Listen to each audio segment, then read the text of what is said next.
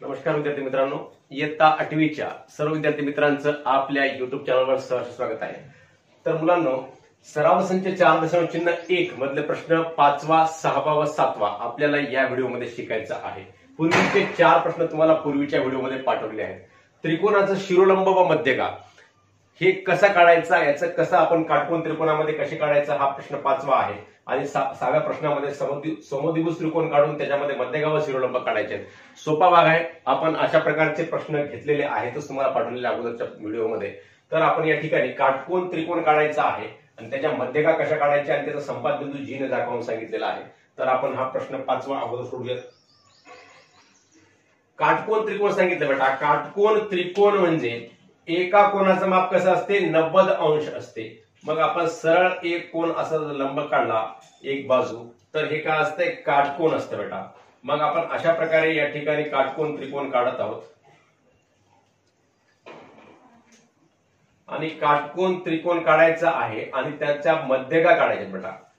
मग आपण अगोदर काटकोन त्रिकोण काढून घ्यायचा। एक रेषा सरळ अशी लंब काढायची, एक रेषा खालच्या रेषेला सरळ उभी रेषा काढली म्हणजे ती खालच्या रेषेला काय असते, लंबच असते। म्हणजेच ते काय असते, या ठिकाणी 90 अंशाचा कोन असतो, याला म्हणतात काटकोन।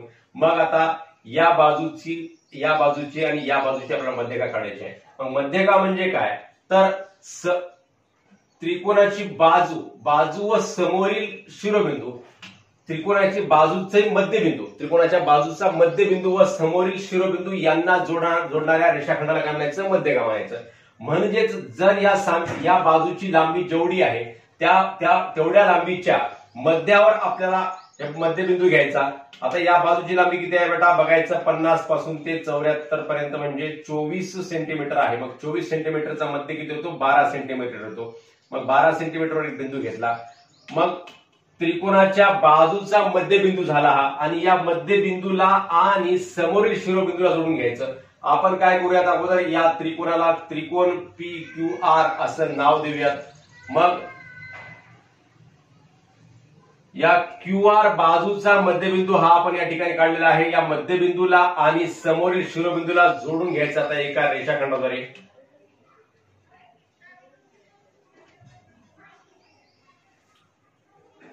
अशा प्रकारे जोडून घेतलं, काही वेगळं केलं नाही। आता या PR बाजूची जेवढी लांबी आहे बेटा, या PR बाजूच्या लांबीचा सुद्धा मध्यबिंदू आपण काढायचा। PR बाजूची लांबी मोजायची किती आहे,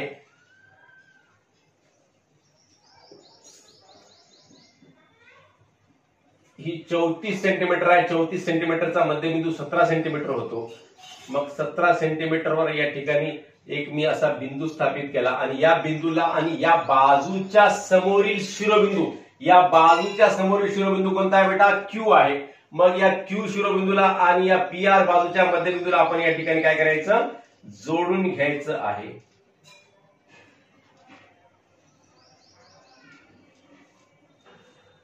तशाच प्रकारे आपण PQ बाजूला मोजून घेऊयात। आता PQ बाजू किती आहे,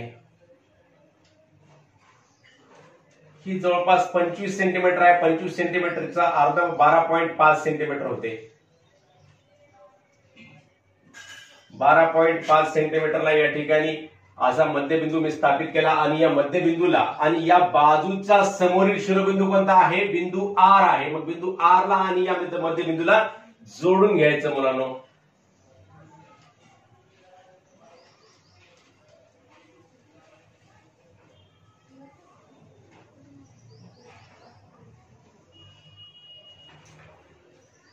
तर अशा प्रकारे ह्या तीनही बाजूंच्या आपण मध्यगा काढलेल्या आहेत। त्याच्या मध्यगा काढावा, संपात बिंदू जी ने दाखवा। हा संपात बिंदू आहे, संपात बिंदू जी या अक्षराने दाखवतात, मध्यगा संपात म्हणतात त्याला। मध्यगा संपात जी या अक्षराने दाखवतात बेटा।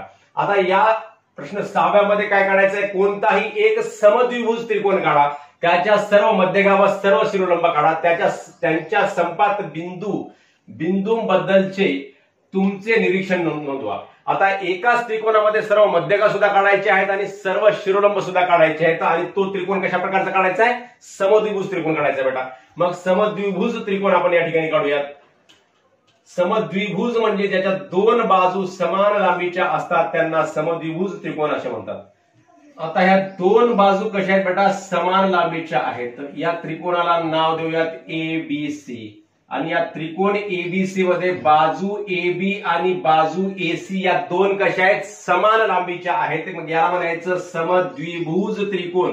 म्हणजेच याच्या दोन भुजा कशा आहेत, समान लांबीच्या आहेत. समद्विभुज. सम म्हणजे समान, द्वि म्हणजे दोन आणि भुज म्हणजे बाजू. दोन बाजू समान लांबीच्या आहेत. मग आता यांचं काय काढायचं, सर्व मध्यगा व सर्व शिरोलंब काढा. मग शिरोलंब काढताना काय करायचं असते बेटा, तुम्हाला माहित आहे. आणि मध्यगा काढताना काय करायचं असते, अगोदर आपण मध्यगा काढून घेऊयात. मध्यगा म्हणजे बाजूचा मध्यबिंदू व समोरील शिरोबिंदू यांना जोडणाऱ्या रेषाखंडाला मध्यगा म्हणतात. आता या बाजूची लांबी किती आहे, 27 सेंटीमीटर, 22 सेंटीमीटर आहे. सॉरी 22च्या अर्ध होते 11.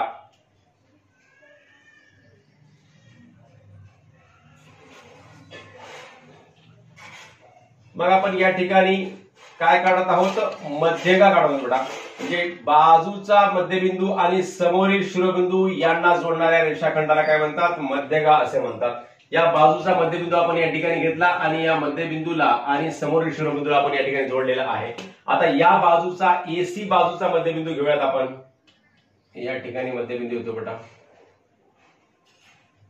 आता या मध्यबिंदूला आणि या समोरील शिरोबिंदूला आपल्याला जोडून घ्यायचं आहे.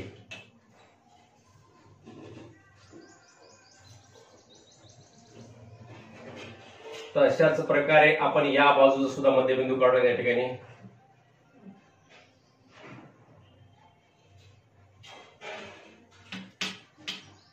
तुमच्या स्केलनुसार तुमच्या वहीवर तुम्ही अंतर घ्यायचं असते. तुम्ही एवढं 25-27 अंतर घ्यायचं नाही. आपली वही छोटी असते, त्यामुळं 5-7 सेंटीमीटर अंतर घ्यायचं आणि तेवढ्यावर आपण रेषा त्रिकोण काढायचा. आणि नंतर मग त्याच्यामध्ये मध्यबिंदू घेऊन आपण त्याला काय करायचं, त्या मध्यबिंदूला आणि समोरील शिरोबिंदूला काय करायचं, जोडून घ्यायचं बेटा. अशा प्रकारे जोडून घ्यायचं. मग आता हा काय झाला, यांचा मध्यगा संपात झाला बेटा. मध्यगा संपात जी या अक्षराने दाखवतात मध्यगा संपात, जसं आपण या ठिकाणी बघितलेला आहे. आता आपल्याला यांचा शिरोलंब काढायचे, तीनही बाजूचे शिरोलंब काढायचे. मग शिरोलंब कसे काढायचे, शिरोलंब म्हणजे काय, समोरील शिरोबिंदू, त्रिकोणाची बाजू व समोरील शिरोबिंदू, ही बाजू आहे, या बाजूवरील समोरील शिरोबिंदू यांना जोडणाऱ्या लंब रेषाखंडाला, लंब रेषाखंड पाहिजे म्हणजे या रेषाखंडाचं माप कसं पाहिजे, 90 अंश पाहिजे बेटा या ठिकाणी. मग हा जर बघितला आपण, हा जो आहे हे जे आपण काढलं समजा, याला नाव देऊयात वाटल्यास ARPQR असं नाव देऊयात. मग हे जो आहे AR, हा AR रेषाखंड जो आहे याचं माप किती आहे बघा बेटा. तर याचं माप करेक्ट 90 अंश असल्याचं आपणास दिसते. म्हणजेच हा जो आहे AR, हा AR काय आहे, याचा BC या बाजूचा BC या बाजूची ही मध्यगा सुद्धा आहे आणि शिरोलंब सुद्धा आहे. दोन्ही हा एकच रेषाखंड आहे बेटा, हे समजून घ्या. मग आता आपल्याला AC या बाजूचा शिरोलंब काढायचा आहे. मग AC या बाजूवरून 90 अंश याचं माप B जो शिरोबिंदू आहे पुढचा, या B शिरोबिंदूवर 90 अंशाचा कोन स्थापित झाला पाहिजे. अशा प्रकारे आपण बघायचं. मग कुठं होईल 90 अंशाचा कोन बघा बरं बेटा, या बिंदूतून 90 अंशाचा कोन होईल तयार. मग आपण काढून घेऊया त्याला 90 अंशाचा कोन इथे.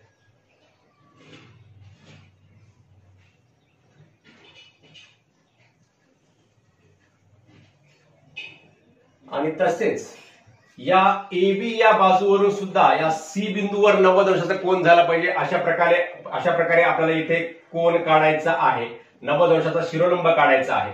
बघा बरं कुठून होईल 90 अंशाचा कोन पुढच्या बिंदूवर, इथे 90, या बिंदूवरून इथे 90 अंशाचा करेक्ट कोन तयार होतो. म्हणजे इथून लंब निघतो.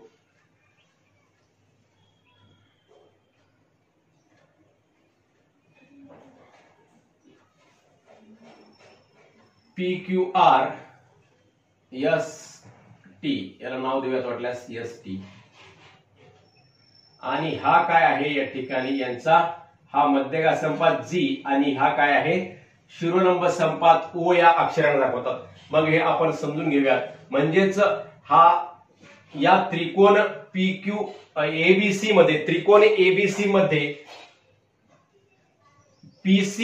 PC जे आहे, PC आणि BQ ह्या काय आहेत बेटा, या मध्यगा आहेत. आणि AR सुद्धा काय आहे, मध्यगा आहे. आणि यांचा मध्यगा संपात कुठे दाखवला, G या अक्षराने दाखवलेला आहे. आणि या ओ या ठिकाणी काय आहे, ओ या ठिकाणी यांचा लंब संपात आहे, लंब संपात बिंदू बनायचं याला, आणि मध्यगा संपात बिंदू बनायचं. मग याचं काय लिहायला सांगितलंय, त्यांच्या संपात बिंदू बद्दलचे निरीक्षण तुमचे निरीक्षण नोंदवा. त्रिकोण ABC मध्ये बिंदू G हा मध्यगा संपात बिंदू आहे. मग तो कुठं आहे, त्रिकोणाच्या अंतर्भागात आहे. तो त्रिकोणाच्या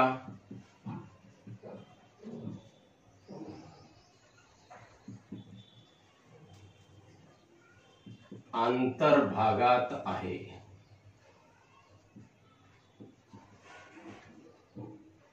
तसेच अजून काय सांगितलेलं आहे, बिंदू ओ हा लंब संपात बिंदू आहे. लंब संपात बिंदू म्हणतात. मध्य शिरोलंब संपात बिंदू म्हणतात किंवा लंब संपात बिंदू म्हणतात. बिंदू ओ हा लंब संपात बिंदू आहे. तो सुद्धा त्रिकोणाच्या कुठं आहे बेटा, अंतर्भागात आहे.